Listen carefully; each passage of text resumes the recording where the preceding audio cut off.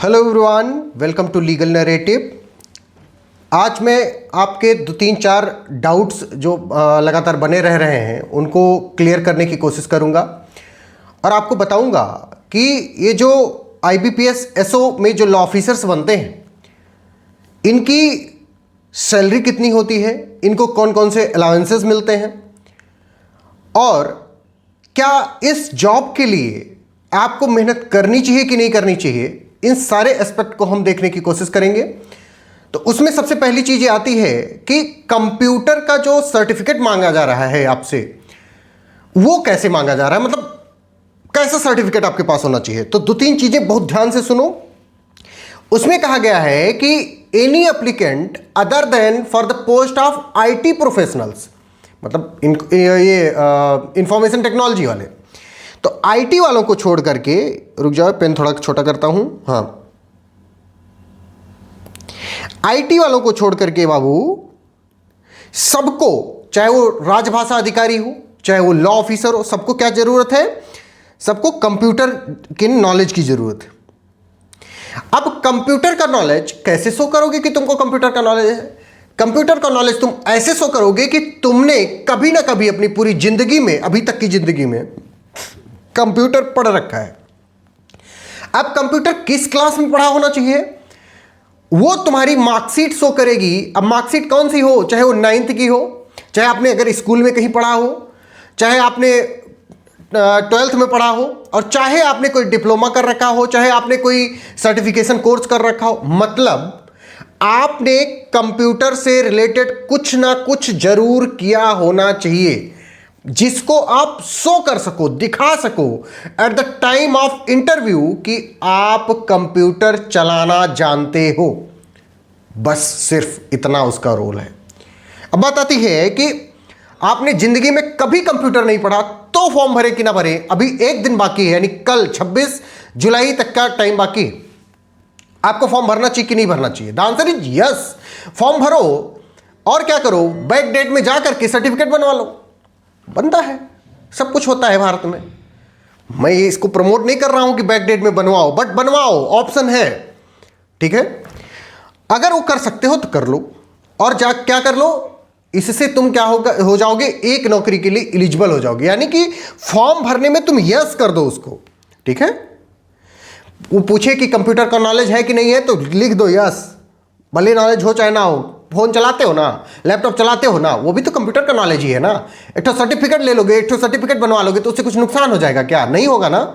Ultimately तुम्हें वहां चलाना ही है और चला तो तुम लोगे ही। ओके, तो ये काम करना है तुमको। अब बात आती है, अच्छा, ये कंफ्यूजन एकदम नहीं रहना चाहिए कि तुम्हारे हाई स्कूल में ही होना चाहिए या तुम बड़ा DCA किए हो, BCA किए हो, ADCA किए हो। इसका मतलब पता है, ADCA का मतलब advance diploma in computer application, BCA मतलब बैचलर ऑफ कंप्यूटर एप्लीकेशन। ये नहीं जरूरत है भाई। मतलब अगर है तो वेल एंड गुड है। तुम CCC कर रखे हो वो भी कंप्यूटर जानते हो। तुम अगर क्या कहते हैं उसको, O लेवल कर रखे हो वो भी है कंप्यूटर का सर्टिफिकेट। तुम DCA किए हो, डिप्लोमा इन कंप्यूटर एप्लीकेशन, वो भी है कंप्यूटर एप्लीकेशन। तुम CCA किए हो वो भी है कंप्यूटर एप्लीकेशन।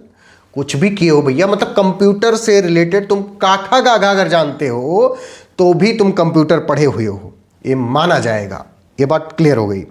तो इसलिए आपको फॉर्म भरते टाइम यस कर देना है उसको, ओके, ऐसे टिक वाला। ये बात समझ में आ गई। बात आती है कि सैलरी कितनी होती है।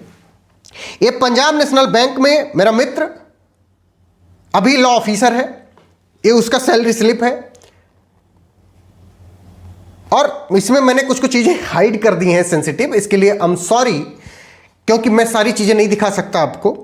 फिर भी आप देखो कि क्या लिखा हुआ है, लॉ ऑफिसर। कहां, किस बैंक में? Punjab national bank, one of the top most bank of the government of India. इसमें लॉ ऑफिसर है अपना भाई।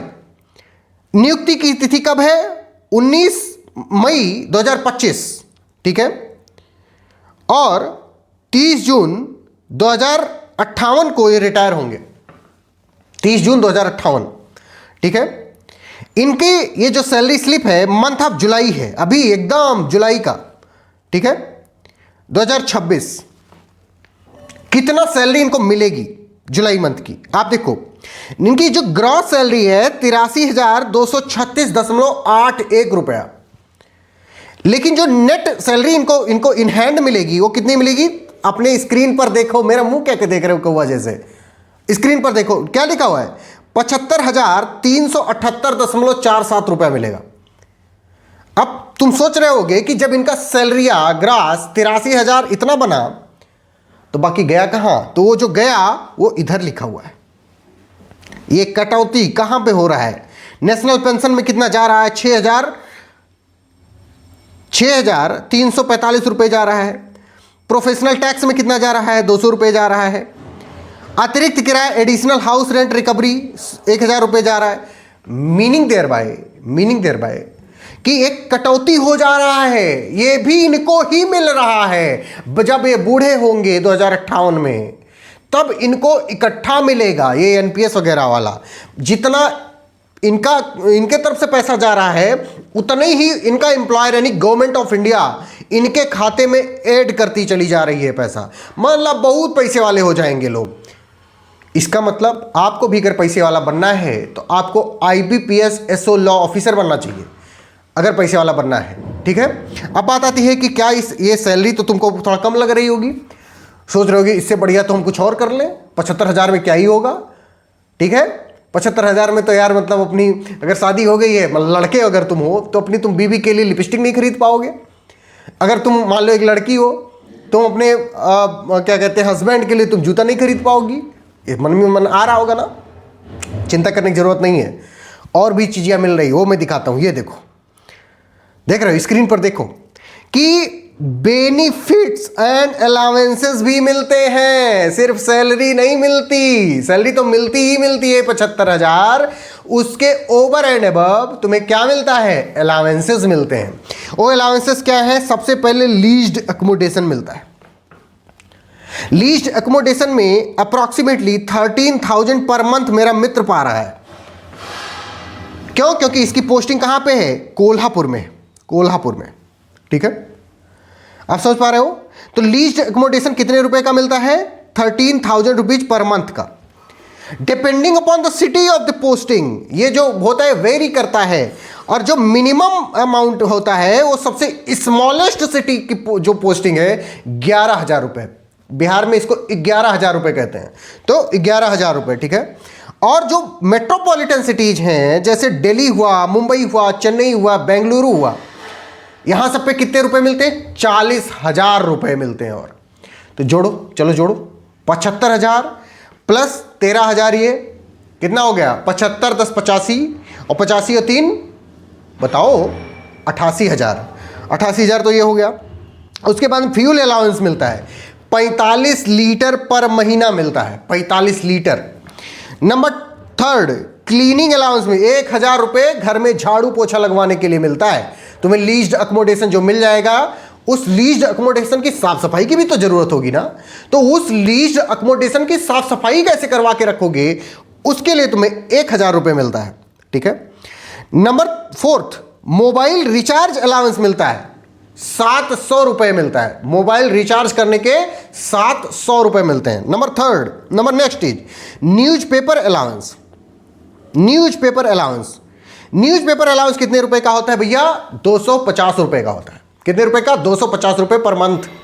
फिर आता है एंटरटेनमेंट अलाउंस। मान लो कि तुम्हें एंटरटेनमेंट करना, मूवी देखना है, या मान लो वाटर पार्क में जाना है, या कहीं और जाकर के चकल्लस करना है, उसके लिए भी तुम्हें एंटरटेनमेंट अलाउंस मिलता है। वो कितना मिलता है? 25,000 रुपए फॉर एवरी 6 मंथ्स। हर 6 महीने पे तुमको 25,000 मिलेगा एंटरटेनमेंट करने के लिए। तुम समझ पा रहे हो? ये बात समझ पा रहे हो? एंटरटेनमेंट करोगे। उसके बाद में मेडिकल एड भी मिलता है 25,000 रुपए। मतलब जो तुम ओपीडी में कोई भी दवा वगैरह करवाते हो उसके लिए 25,000 रुपए मिलता है। इसके साथ में तुमको मेडिकल इंश्योरेंस भी मिलता है, जिसको हम GMC कहते हैं, ग्रुप मेडिकल इंश्योरेंस। ओके, अब इस ग्रुप मेडिकल में तुम्हारे मम्मी पापा कवर्ड, मतलब तुम जिसको भी ऐड करा दो, अपनी वाइफ को ऐड करा दो, अपने हस्बैंड को ऐड करा दो, अपने मम्मी पापा को ऐड करा दो, अपने सास ससुर को ऐड करा दो। इतने लोगों को ऐड करा सकते हो। अपने भाई बहन को ऐड नहीं करा सकते हो अगर वो मेजर है तो। अगर वो माइनर है, तुम पे डिपेंडेंट है, तो तुम उनको भी ऐड करा सकते हो। ये बात समझ में आ रही है? तो तुम्हें मेडिकल एड मिल गया तुमको। फ्री मेडिकल चेकअप हुआ करता है भैया। फ्री मेडिकल चेकअप होता है। कब कब होता है? ध्यान से समझो कि doctor visits twice a week, Tuesday and Friday. Tuesday और फ्राइडे को भाई साहब डॉक्टर आता है और इनकी खूब सेवा करता है। ओके, स्पेक्टिकल अलाउंस मिलता है 5,000 रुपये। चश्मा बदले भैया, आंख चेक कराएं, और इनके आंख चेक कराने के बाद में अगर इनको मतलब पता, डॉक्टर बताता है कि भैया तुम्हारे चश्मा लगेगा, तो चश्मा लगाने के लिए 5,000 रुपये मिलता है अलग से। ओके, उसके बाद में क्या है, बिजनेस डेवलपमेंट अलाउंस के लिए 6,000 रुपये मिलता है।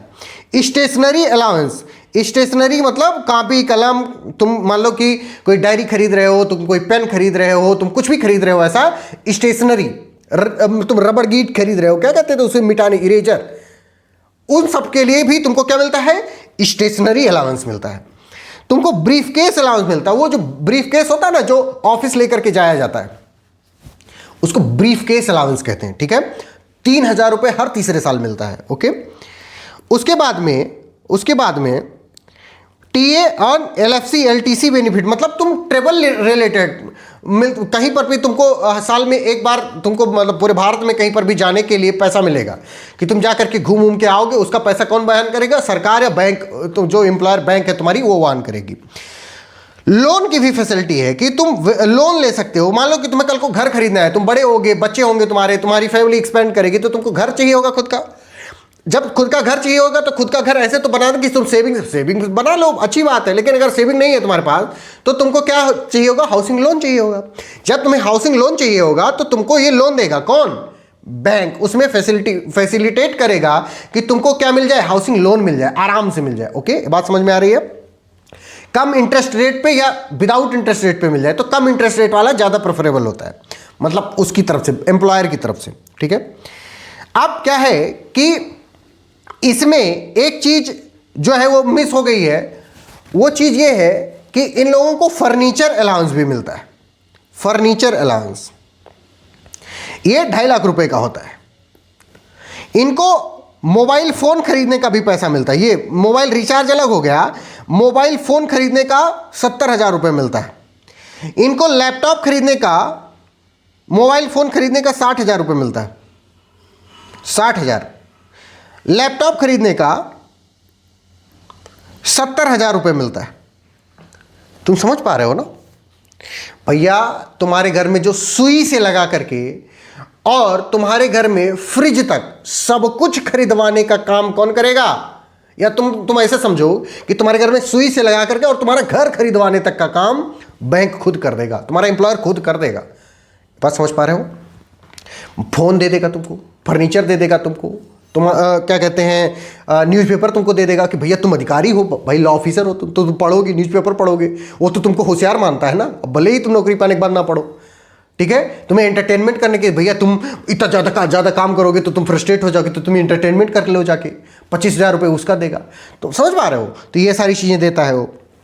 और सबसे बड़ी बात कि 2027 में सैलरी का रिवीजन होने जा रहा है, वेज रिवीजन होगा। इसमें जो बेसिक सैलरी और अलाउंसेस दोनों बढ़ जाएगा। मतलब जो अलाउंसेस तो मतलब कंपेरेटिवली बढ़ते हैं इन्फ्लेशन को देखते हुए, लेकिन जो बेसिक सैलरी है वो बढ़ जाएगी। अभी बेसिक सैलरी कितनी है, ये देखो, अभी बेसिक सैलरी है 50,480 रुपये, 50,480 रुपये। ये बेसिक बढ़ करके मिनिमम 80,000 रुपये हो जाएगी। ठीक है, जैसे अभी हमारी जो बेसिक सैलरी है वो कितनी है, 82,469 रुपये है।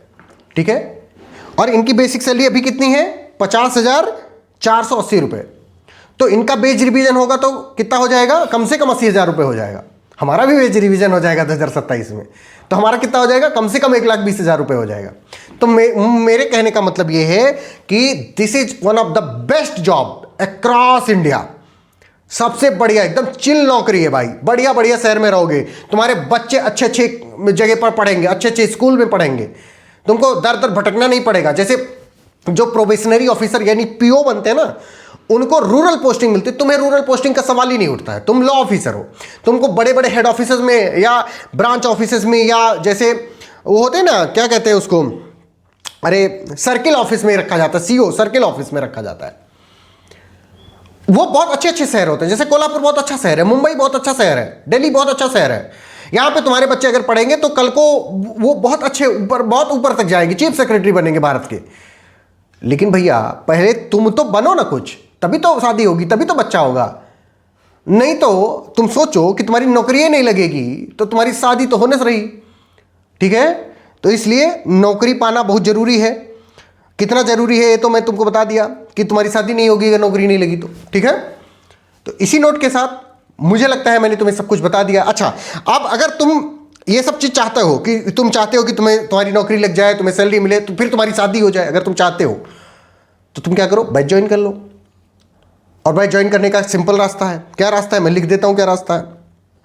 देखो 9984848968 पर व्हाट्सएप कर देना। बस व्हाट्सएप करो, पूछो, सारी चीज़ें हम बता देंगे। और मन करेगा तो बैच ज्वाइन कर लेना अगर शादी करवाना हो तो अपना। अगर नहीं करवाना है तो कोई बात नहीं, जाओ रहो रड़ुआ, हमें क्या। ठीक है, चलो bye bye, best of luck.